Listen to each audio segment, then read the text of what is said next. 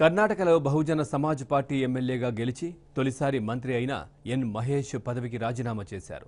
మధ్యప్రదేశ్, రాజస్థాన్ శాసనసభ ఎన్నికల్లో కాంగ్రెస్తో పొత్తు పెట్టుకోబోమన్న మాయావతి నిర్ణయంతో మహేష్ రాజీనామా చేయక తప్పలేదు.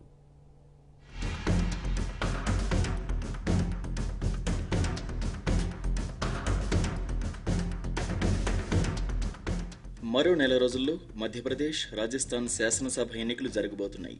ఎన్నికల్లో కాంగ్రెస్తో పొత్తు ఉండదని బీఎస్పీ చీఫ్ మాయావతి చేసిన ప్రకటన కర్ణాటక మైత్రి ప్రభుత్వంలో మంత్రిగా వ్యవహరిస్తున్న మహేష్పై ప్రభావం చూపింది. కర్ణాటకలో కాంగ్రెస్, జేడీఎస్ కలిసి సంకీర్ణ సర్కారును నడుపుతున్నాయి.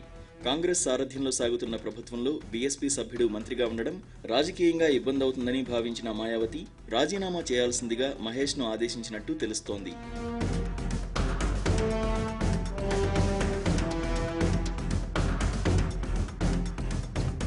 రాష్ట్ర పార్టీ వ్యవహారాల ఇన్ఛార్జ్, రాజ్యసభ సభ్యుడు అశోక్ సిద్ధార్థతో కలిసి సీఎం కుమారస్వామిని కలిసి రాజీనామా లేఖను సమర్పించారు మహేష్.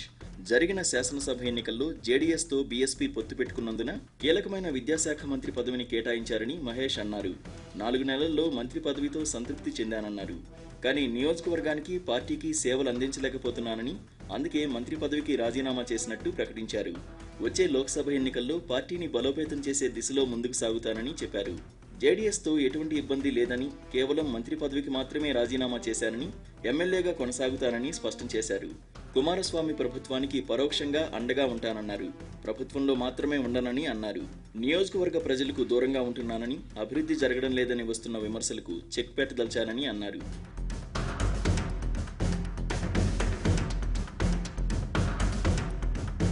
అయితే మంత్రిగా సాధ్యం కాని అభివృద్ధి ఎమ్మెల్యేగా ఎలా చేస్తారన్నది ఇప్పుడు చర్చకు కారణమవుతోంది. మే నెలలో ప్రభుత్వం ఏర్పడగా 4 నెలలు పూర్తయిన కొన్ని రోజులకే సంకీర్ణ సర్కార్లో తొలి వికెట్ విద్యాశాఖ మంత్రి ద్వారా పోయింది. మాయావతి సూచనల మేరకే మహేష్ రాజీనామా చేసినట్టు తెలుస్తోంది. దీంతో ప్రస్తుతం ఉండే కేబినెట్ స్థానాల్లో మరో కీలక శాఖ ఖాళీ అయింది.